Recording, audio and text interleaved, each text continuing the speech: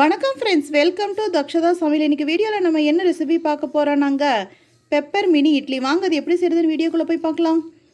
Pepper mini idli செய்கிறதுக்கு அடுப்பில் ஒரு பேன் வச்சுக்கலாங்க. அதில் 1 டீஸ்பூன் நெய் விட்டுக்கலாங்க. நெய் சூடாயிடுச்சு. 1/4 டீஸ்பூன் கடுகு வெடிச்சதுமே 1/4 டீஸ்பூன் சீரகம் உள்ளே போட்டுக்கலாங்க. ரெண்டுமே கரெக்டாக பொரிஞ்சிருச்சு.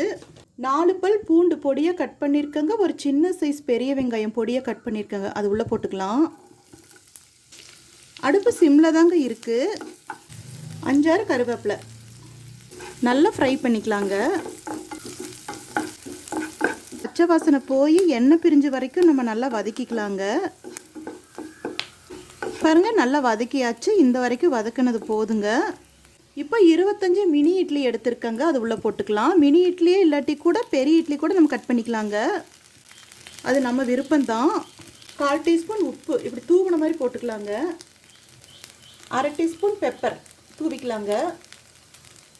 இட்லி எல்லாம் உடையாமல் நம்ம பக்குவமாக மிக்ஸ் பண்ணிக்கலாங்க. இட்லி கொஞ்சம் கிறிஸ்பி ஆகிற வரைக்கும்.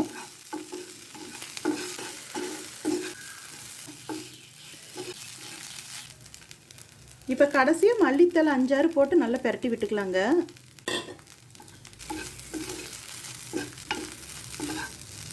பாருங்கள், நல்லா பெப்பர் இட்லி சூப்பராக ரெடி ஆகிடுச்சு. இப்போ நம்ம இந்த ஸ்டேஜில் அடுப்பு ஆஃப் பண்ணிடலாங்க.